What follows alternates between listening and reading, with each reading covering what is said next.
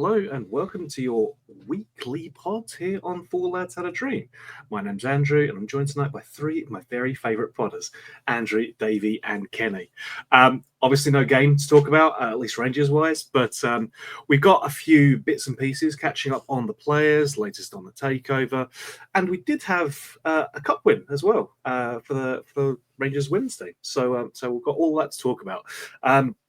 Let's start off with I think probably the most impressive international performance this past couple of days. Rami Matondo, Andrew, obviously smashing things. 4 minutes was all he needed. Exactly. 4 minutes is all it takes. Yes. What did you make of the Wales game? I'm just surprised they gave Matondo number 9 in the jersey. That is remarkable. Whoever decided that was a good idea is in a different level of Matondo fanboying than I am, and yeah, he deserves a medal. But yeah, it was interesting. I just seen it on Twitter because it's been different. He's been out injured for a while there, but came back and scored. So He comes back with a bang. It's all good to see, right? Fair play, yeah. Fair play to the lad. Yeah, Kenny, we obviously had a number of players who are out on international duty. Obviously, Rami Matondo, the most important one, aside. Suter played in a Scotland game that I think it's probably best we forget about. I haven't watched the game myself, but I understand from listening to you guys that it wasn't particularly impressive, even for him. Let's talk about Nico Raskin because made his first start for Belgium over the weekend. Got man of the match as well as Belgium turned around a 3-0 deficit to Ukraine to come back and win it 4-3. Overall, really good performance. Everyone in Belgium very impressed with him. There's already talk about, this kid's going to make us a load of money when he goes, but I'd quite like to hold on to him for a little bit longer. Much the same as players like Igaman. I think they are far more valuable staying where they are right now. But it's obviously really good for us to see our players going out on international duty and impressing and doing well and showing that they've got potential. And that's going to be really handy if someone wants to cut out that middle bit where I talked about Raskin. You just do the Matondo bit, and then you just do that bit. And, this is a pro Matondo account, obviously. Yeah, Raskin, by all accounts, has done very, very well last night. Played really well. Caught the eye of a number of their media outlets and their supporters and stuff like that. So that's good to see. And I seen a little 7-minute video highlight thing, and it was all of Raskin on Twitter today, and he did look superb. Actually, he seemed to dovetail very, very well with Kevin De Bruyne, and not many Rangers players you could say that with, but he's one of those players, Andrew, that over the course of this season, I'm on record on here as saying how much I rate the boy. I think he's a fantastic player, but he's getting better by the week, isn't he? He is catching the eye, and if you can go into a team like Belgium and get a start for it, first of all, because then they're go and look at their squad of midfielders, it's ridiculous. So if you can get into that team and hold down your place, which looks, going by what the media have said, and I've seen a little bit of the Rangers review this afternoon, and Derek Clark was reading out a few of the newspapers and stuff like that, and they were raving about him. They literally were. And I had a look at some of the stuff on Twitter with their fans, and they were the same. They were genuinely uber impressed. So, look, it leaves us in a little bit of a predicament when Nico Raskin, because he's got 2 years left at the end of this season. And if you want to implement a proper business model and a player trading model, then this is the time you're going to have to sell him. So you really, ideally here, you want to get him on a contract and look to cash in from there is what I would suggest.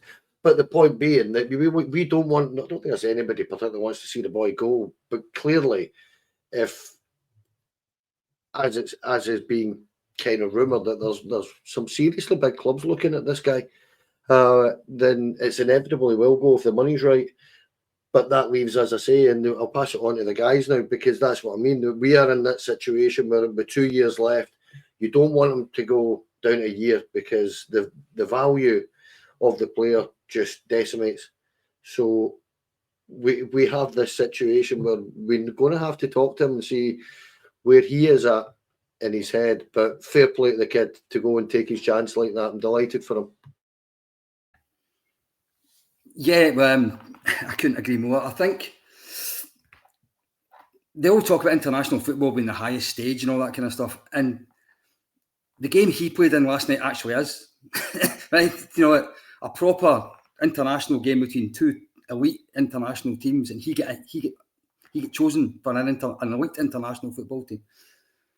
He's the real thing if he can play for a team like that. Simple as that. So, I mean, when we were doing this, talk about this tonight, I had to look to see who was all playing this week, who they're all playing against. I mean, the likes of Cherny played against the Faroes, and he's playing against Gibraltar tomorrow. Haji's playing against San Marino tonight. What they can learn in games like that, I've got absolutely no idea. I mean, they might as well just be playing against, I don't know, St Mirren again, for all the standard it is. But that's a proper international team that he's playing for, and a proper international. They didn't start him giving his first start against San Marino. They gave an important playoff game that they had to win, which I think tells you a huge amount about how much they rate him. I like the player trading model, except when we talk about selling players. Because it means we've got a really valuable asset. It means we've got somebody that we should be excited to go and watch every week. But at the same time, you're frightened of picking up the papers every Monday after every game, because you're going to read eventually that somebody down south or somebody in the continent is going to come and take them away. I totally agree with Kenny. I think it's time to extend his contract if we possibly can, especially if the new owners have got a little bit extra cash. Then he can maybe get a contract that maybe suits the stage he's now at, because I would like to see him captain Rangers next season. That's the bottom line for me. Yeah, I think I agree. Give him a Kieran Dowell wage, given some of the wages that be flown about to some of these lads. If you've got a talent who's playing for the Belgium national team, the Red Devils. I have to say I do like that they go that as their Twitter handle. Some real talented midfielders in there. Kevin De Bruyne is just star boy of Belgian football for the last God knows how many years now. He is getting to that age where international football will become just too much for it if he wants to continue his playing career. So there will be a reshuffling of the pack in there. Nico will be, knowing Nico jumping at opportunities, he seems to always take that extra step when the opportunity is at its highest. Seen him at Newcastle in the friendly at Ibrox. He looked like he was the best in the park. And you're talking to Tonali, who was the £80 million sign, £60 million sign for Newcastle that window, and he looked like it was the other way around. Nico is doing himself no harm putting in these displays. He seems like a very humble lad. The only thing I'm thinking is he did say early on Chelsea is his big team down south. I think, and if that opportunity would arise, these guys, he's a young lad still. He might just go and give it a shot, and it's one of these where it's going to be a thank you very much, Nico. But as Davey said, if we could get some sort of extension on for another year, I think again there's going to be questions about our captaincy come the end of the season. Could you persuade him to stay another year with the armband? That's an interesting question. No, for sure. I think he's 24. We've still got 2 years left on his contract as well. And so we do have a lot of the power in the relationship. Player decides they want to go, they're going to go. And we've obviously, unfortunately, seen the flip side of that, where if a player doesn't want to go, they'll stay. So I think that's absolutely an interesting thing. The question about the captaincy is a fun one for me, because Tav, I think we've collectively decided that this was maybe a season too long for him. But since he's been playing at centre-back, he's actually looked really decent, and he's provided a bit of stability there. So it's an interesting balancing act, because, at the moment, realistically, if we say that Tav's now a central defender, we only have one right-back available in Dujon Sterling. Or we flip over one of our left-backs to play there instead. So it's certainly going to be an interesting one, but to be honest, the thing that I'm most excited about, and I absolutely get what Davey's saying in terms of the thing we like least about the player trading model is the bit where the players leave. Unfortunately, that I think is just the reality because of the league that we play in, the amount of money that exists elsewhere, and the prestige that comes with that as well. Even if we're winning the league and getting Champions League football, players are still going to aspire to want to play in the Premier League or one of the other top 5 leagues, which unfortunately the SPFL is not in. So I think it's inevitable, but from my perspective and from a Rangers view, I'd want us to be getting the most money possible for a player. The fact that he's doing so well at an international level is good. I would absolutely be giving him another year on his contract at least. Could you offer the captaincy as well, the vice captaincy? Don't know, but it will certainly offer another carrot to encourage him to stay. We shall see how things go. I want to make a quick note just to talk about the Davey Cooper documentary that Davey and Stevie did, and I did some editing on it. It was a lot of work for us, but it's nearly approaching 8K views now on YouTube, doing really well. The fact that we were planning to release it on Friday and then Rangers released theirs the day before felt like a personal attack a little bit, but I can understand it. It's fine. You know, we're obviously the big boys here. Their one's doing a little bit better than ours, whatever. But I wanted to express a heartfelt thanks to everyone who's checked it out, who's watched it, especially the members who you can see scrolling along the bottom right now. They helped us do this. You know, the cash that they put into the club, to us, we're the club. The cash that they put into Four Lads helps us do things like this. It helps fund, you know, the cameras. It helps fund the microphones. It just it helps us grow. We don't want to ever put anything locked behind a paywall. Everything that comes out will eventually become public for everyone to be able to watch, but we do a little bit of exclusivity, if you like, for people who are contributing. So they got to watch the documentary early before its public release, so they could watch that one before the Rangers one came out.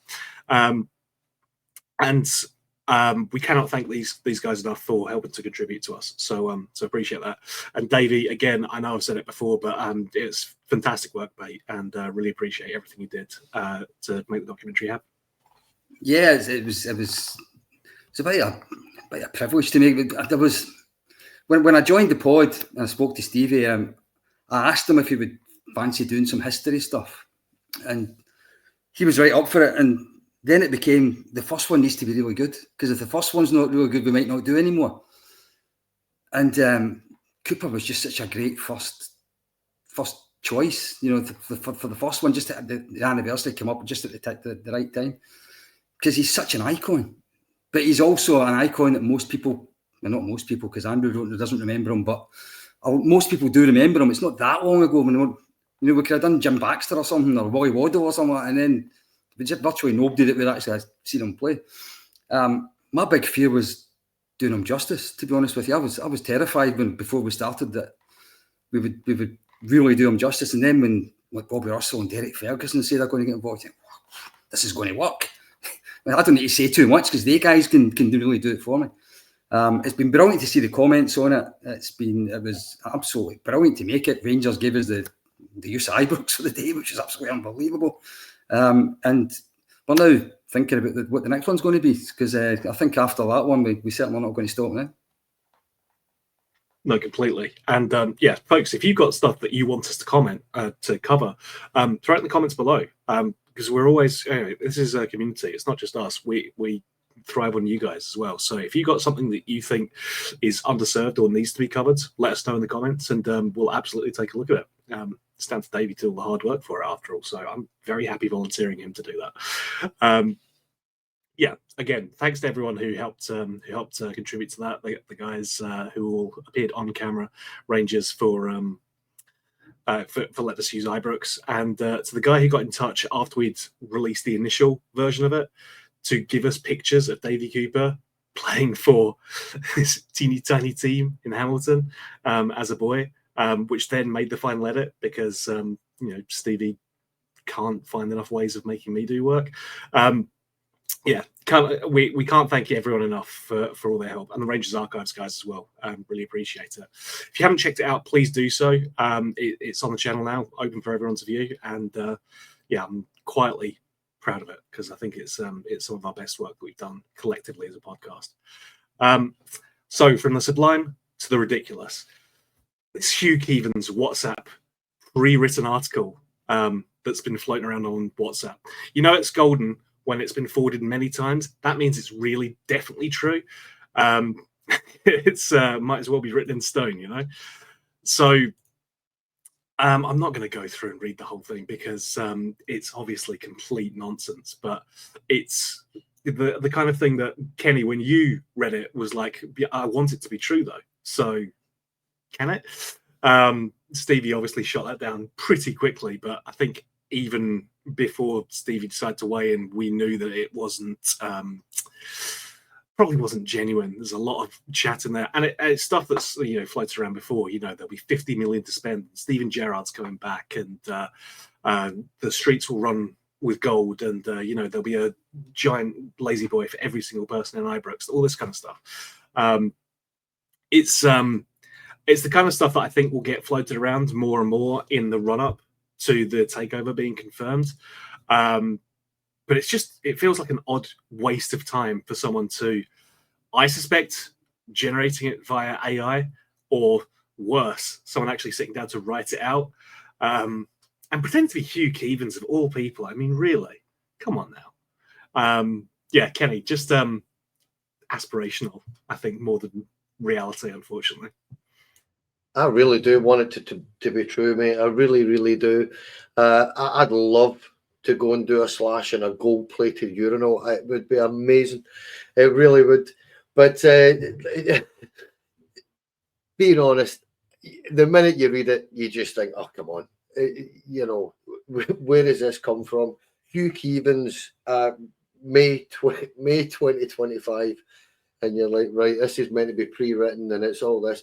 And it's actually really well written. That's why it's probably AI, mate. You're probably right.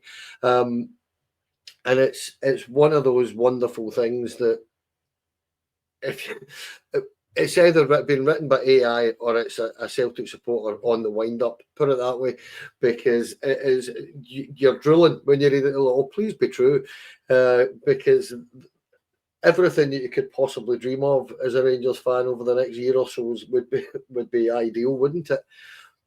But being serious, it is one of those things that there's that much rumour and gossip at the minute about what's going to happen. And see, to be honest with you, I read Chris Jack's article on the Rangers Review the other day there, and it's a good article. But if anybody's going to know, it's going to be Chris.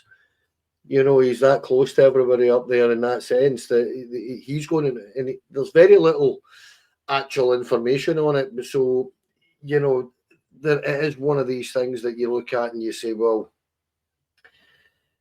none of us really know what the plans are. And Hugh Keevans certainly doesn't know what the plans are when you think about it. Why would he? How would he? And it is important for us to try and keep a rein and a handle on this, if you like, because the rumour mill is just gone bonkers. It's a WhatsApp today, it's another WhatsApp tomorrow. It's just rumour after rumour. It's a Twitter load of old cobblers. It's just one of these things that it's just people getting excited and making stuff up, mate. And yeah, I still want it to be true, though. I mean, I really do want that particular one to be true. Yeah, Andrew, when you hear there's going to be a £50 million war chest and Steven Gerrard's coming back, and although it does note that Rangers have found it impossible to breach the fortress of Parkhead, which I don't believe is true based on the last game we played. So I don't know, Hugh might need to do some editing at that point, but yeah, this is still just the first draft, so it's obviously fine, right? I mean, I don't know. I was more surprised about the well-wordedness of an AI statement, or the use of a thesaurus in the Union Bear statement with the size of the words, and I'm thinking, woof. Somebody's been on the Oxford Dictionary today, and it's been well hammered. But yeah, We're getting used to this now. It's as you said, this will ramp up until the day of completion, and Kavanagh and Co arrive. But I think it's something we can laugh at, which is good because the last few months we've been head in the hand stuff here. It's been quite awful. Let's not forget. There's been some real good bright spots in the last week, 2 weeks. Fenerbahce away was a incredible result. You go through, even going back to when you even qualified the top 8 in Europa League. Old Firm won at Ibrox in the New Year. There's been some bright spots, but they've been few and far between. So having some comedic interlude with WhatsApps and just absolute AI workups being implemented as press nowadays is scary almost, but funnily scary. It's the nicest way of going about it. I'm not gonna lie to you. I think we all are deep down going long term things of delusions of grandeur, and what a 5-year, 10-year, 15-year plan could be for this takeover, but we're not even at day one of it yet. We're at minus day one, minus day 50 at this rate. They're still far away here. It's important that we don't get ahead of ourselves, and I think Kenny was right. Reining it in is the key thing. Yeah, I think when we have these rumours like this, it's the kind of thing where you'll get 2 months down the line after these rumours floated around, and someone will tell you in the pub, well, Rangers were meant to have £50 million to spend, and they haven't done that. So what's going on here? And so Davey, it's this thing where I think the boys are absolutely right. Folk can't be getting ahead of themselves and getting this excited about it, because at the end of the day, you're still going to have to work within the confines of Scottish football, and that's no easy task, unfortunately. Absolutely. I mean, I think a great examples. Even I think this takeover is going to happen. Let's not beat about the bush. It's going to happen, right? But I keep looking down to Newcastle. Was it 2 years ago, 2.5 years ago? The Saudi Arabians came in, and the richest owners in planet football. They were meant to have more money than Man City and Paris Saint-Germain put together, kind of thing. The last transfer window, Newcastle couldn't spend anything because they had reached this limit that they could spend, so they couldn't spend anything else. And if you look at their income from television and commercial and all down in England, then we're not going to, for the best will in the world, we're not going to be able to generate those kind of commercial numbers. So we need to be sensible about what numbers we are able to spend. I've got no idea what it's going to be, but it's not going to be gold-plated urinals, for example, and that just ain't happening. But what I will say is that if you think the rumours are going mad just now, just wait till the takeover actually happens, because there's going to be a different player linked to Rangers every day of every week during the summer. It's going to be brilliant. It's going to be when Soonest took over. It's going to be great. Yeah, I can absolutely say I'm looking forward to that. But Andrew, it was just funny because I was watching back at this as I said to you guys, that last week was a birthday for me, and I was thinking back to my introduction to the Rangers way of life and going through my time.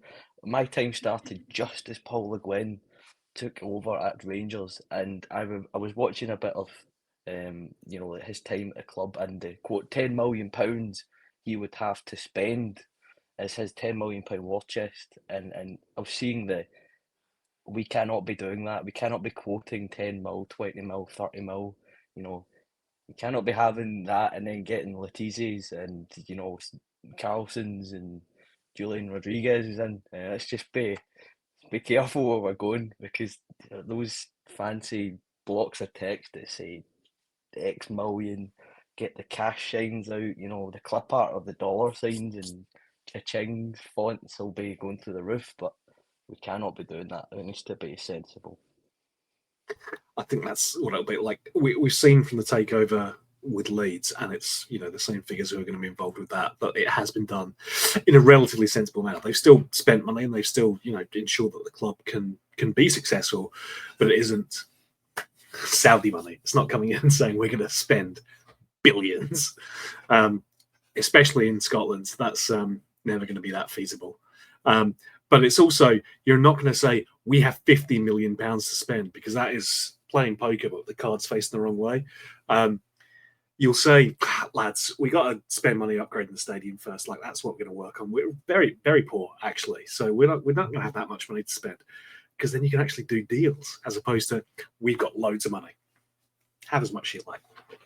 I don't know, that's just me. I'm an idiot sitting in, my spare room. So what do I know?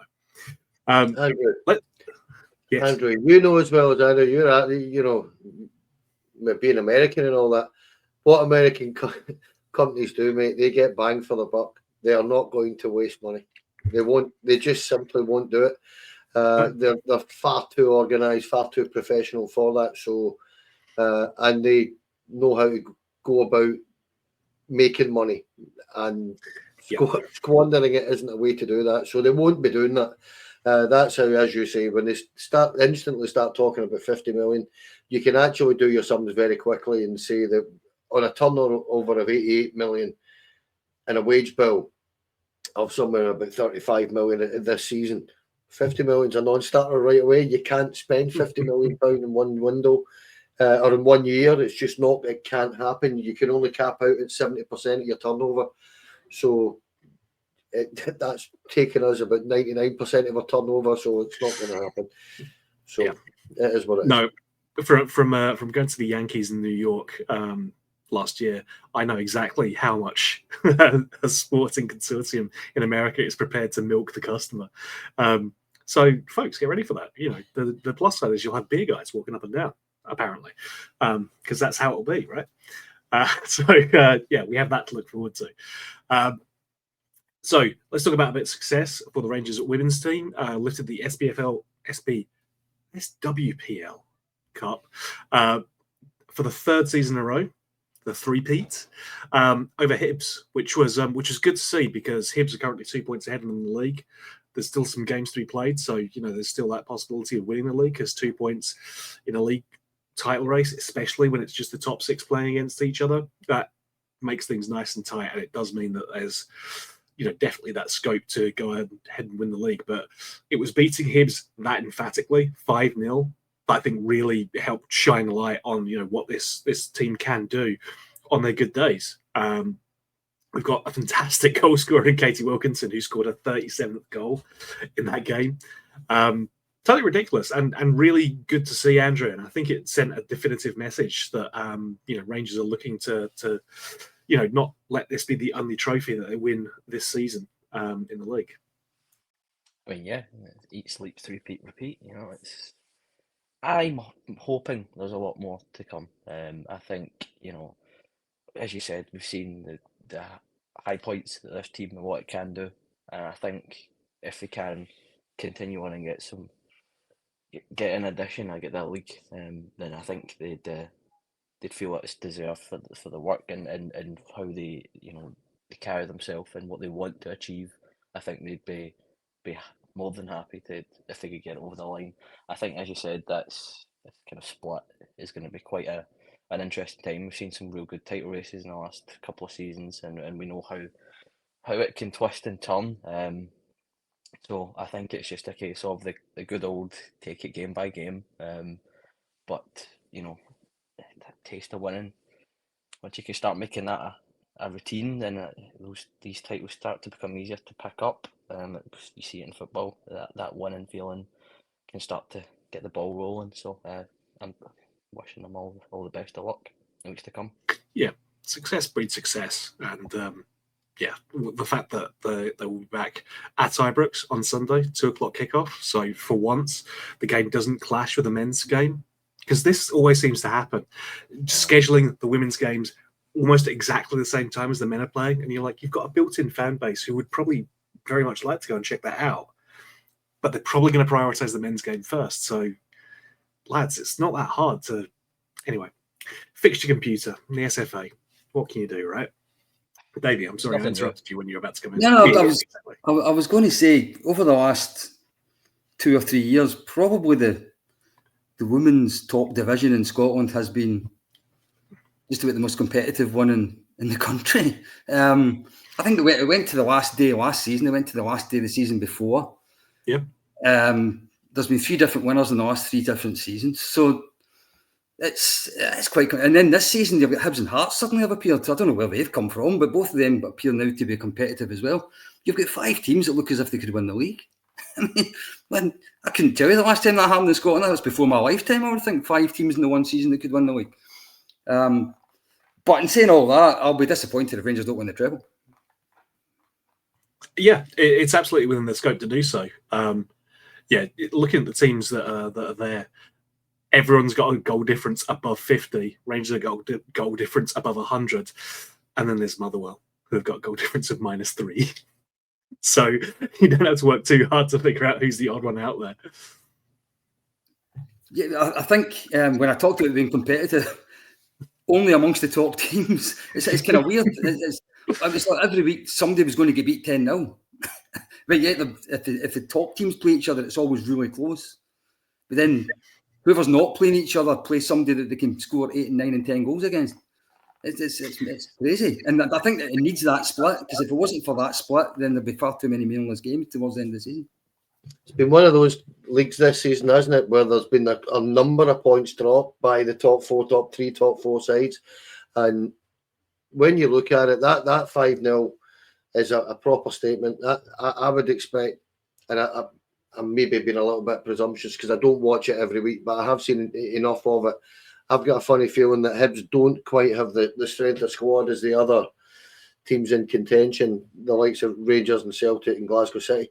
I don't think they've got the strength and depth that those teams do. And I would expect when it comes to this split, and there's another, 10 games to go, you're looking at literally 8 of those games are going to be really, really competitive out of those 10 games.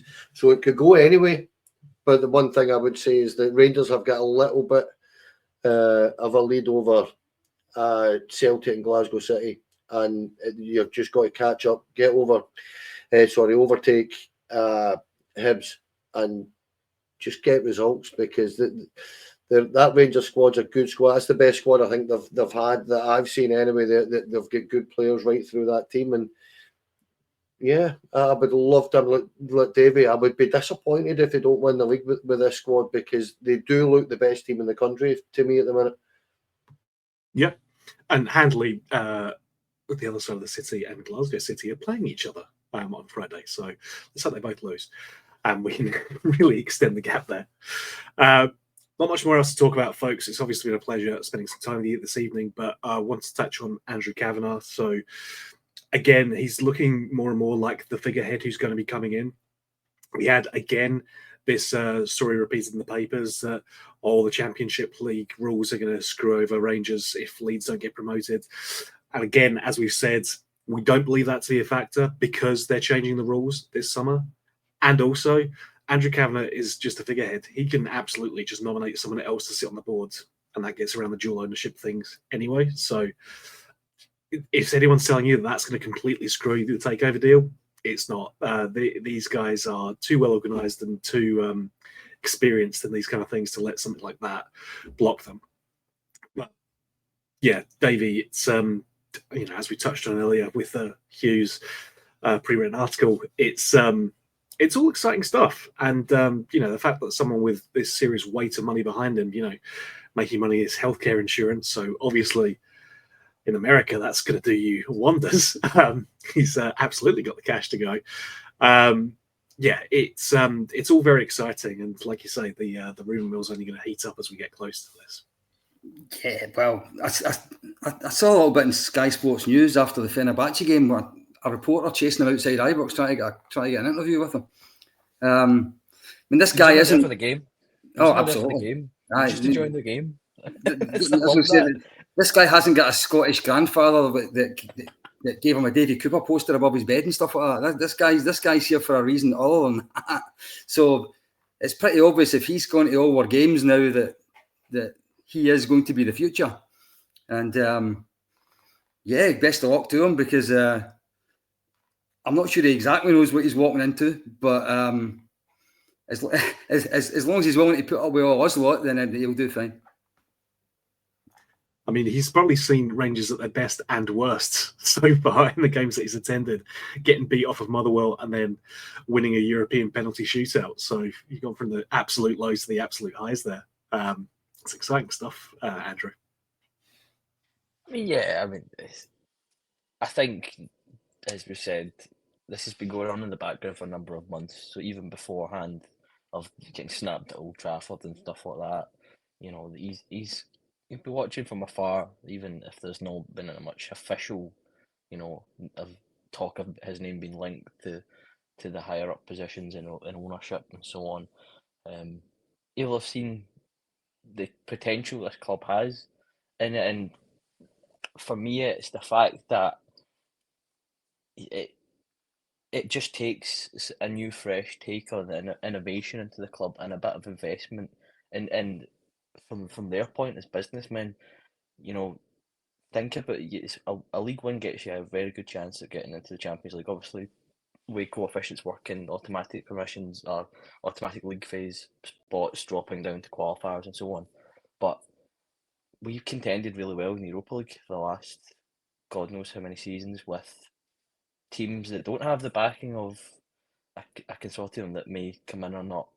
Could that be another avenue to pursue Champions League through the Europa League path? I know that sounds like I'm saying Rangers are going to win the Europa League this year. Get your bags packed, and we're going to bankroll our way through it. If we don't win the league, we'll just win the Europa League and we'll go straight in the year. No, but it's something that, again, if you're going to start looking big picture, their avenues, their goal will be to get into the Champions League to get the revenue that it produces. And those are your two ways of doing it. Formulate your strategy. Yes, we would all love league success. If you can bankroll me another 9 in a row in my lifetime, I mean, because enjoy it, lads. You had the great years. I didn't have very much of that. If that could happen in my lifetime, I'd be absolutely chuffed. But league success, but also the European route is still very much there. If you set up a team with some investment, a few years down the line, what could that look like? That's the question. Yeah. And I mean, we talked about this when the Takeover rumours first started coming out, right? You know, what are these guys looking to invest in a Scottish team for? And it's the fact that if you finish in that top two positions at the moment, you'll get guaranteed Champions League football, or at least you'll be in the qualifiers. And if you win the league, then you go very easily into the Champions League. So the coefficient's going to go up and down because, as ever, we are pulling our weight. Other teams, unfortunately, are not doing their bit. And I thought we were they did well for what, a couple of games in certain minute periods in games. No, they had the post against Real Madrid, did they not? Yeah, and had a really glorious, successful loss against Bayern Munich as well. So yeah, Bonzo man. It's you can sign him. The $2 billion. That I think the bottom line is at least 50 European games. Yeah, absolutely. David. Sorry, I think we'll have played 50 European games before Leeds have played one. Yeah, and therefore, the absolute attraction to an American for Rangers Football Club is regular, not just regular European football, but regular European football against some big teams. Yeah, it's Champions League that they're going to aim for. That is a categoric certainty for me. That is their intention. They've looked at us over the last few years, domestically, not great, clearly. European wise in the Europa League, we have done incredibly well. And they are looking at that and saying that what they're seeing is a full stadium and the potential that's there. I think what people maybe need to understand is that it's a business that they're going to grow. First and foremost, that's what they're going to grow. And as they do that, they will push on and expect that European success to continue and grow with it. And for me, more than anything else, when you look at Andrew Kavanagh, clearly, as you said, Andrew being the figurehead, it's one of these things that, the 49ers are kind of in the background at this minute in time. He's seemingly leading the charge into the takeover. And the thing about it is that this guy apparently does know his football. He does know what he's doing, even in terms of actually playing football himself. But the thing that for me more than anything else that people do need to get about this is that they're here to make money. That make no mistake, and to make money they're going to have to spend money. The infrastructure will have to be sorted out from top to bottom, from grassroots right through, and all these things take time to prosper. And as both you three guys have said here, that the European success at Europa League level, that will be expected to be maintained with the progression. And to do that, you're going to have to win that league, because as you say, guys, it makes it much, much easier to get into the Champions League if you win that league, because the path is much, much easier to get through. Not easy, but easier, if you know what I mean. And that's where the tie-ins, the commercial tie-in that you have with the Champions League in terms of their branding, that's what they're looking at, mate. No, 100%. Folks, as ever, it's all exciting stuff, and we will keep you up to date as we hear it. Obviously, check out the socials, all the links in the description below, if I've done my job right. And we will obviously pass on the news as we get it, or the weird rumours that we get as well, because that's always fun too. Folks, as ever, it's a pleasure to talk to you guys. Couldn't do it without my three lovely co-hosts. So my thanks to all of them. Andrew, a pleasure. Cheers, bud. That was another good laugh tonight. And again, big up Rabbi. What a goal. What a man. Kenny, as ever, mate, thank you. How we managed to get 42 minutes out of that, eh? And listen, can I just turn around and ask everybody to throw their questions in the comments for Stevie and I, but basically Stevie, because nobody wants to hear what I say anyway. But for us on the Wednesday show, we're going to do a wee show in the midweek, and it's a wee Q&A. So if you could throw your comments in, and thanks Andrew, and thanks Stevie. Enjoyed that, guys. Cheers, mate. Make sure everyone that you go and ask Stevie what his feelings are about this lovely sticker that we have up here, just next to Andrew S.'s head. There you go. Obviously we need that to be pride of place amongst the questions. Davey, last but certainly not least, thank you again for your work on the documentary, mate, and thank you for tonight as well. My pleasure. Like Kenny, I'm stunned we've managed over 40 minutes and Rangers didn't even play at the weekend. Who knows what next Monday will be like if we can do 43 minutes without talking about Rangers. But it was great. It was great, and I look forward to my next one. Nice one, man. Thank you. Listen, folks, I couldn't do this without all the rest of the guys, and I'm not even the main guy. I was only meant to be here helping Kenny out with editing, and yet somehow I'm still here. So always enjoy it. I want to thank everyone who's a member again, because they're throwing money in, they're helping us. Sponsors as well, who are being partially obscure, but you can still see them, Stevie. So it's fine. Rhino Express, Clyde Joinery, Athol Industrial Solutions Limited, CSD Air Conditioning, and Black Rooster, along with Art of Gold. I'm so happy I finally re-recorded the outro bit as well, because now I can actually hear myself properly. And I thank people for listening to the podcast as opposed to just listening to it. So anyway, sorry, I'm just airing my own personal things now. We thank you so much, everyone who contributes, not just the people who are members, but also everyone who's following, like, sharing, and subscribing to the pods, because you're helping us grow. We have been ridiculously successful. We're over 6K subscribers now, and cannot thank everyone out there enough for helping to help us grow. We really appreciate it. That should just about take us up to 45 minutes, so that feels like a very good place to leave things there. We thank you guys again for checking us out. We hope you enjoyed the show. Until we talk to you again, goodbye for now.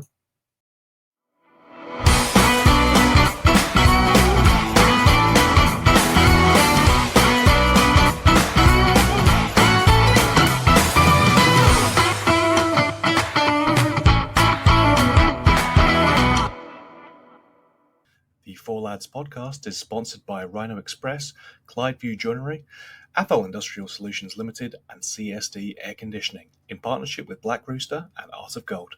Thank you for listening to or watching the podcast. We hope you enjoyed the show.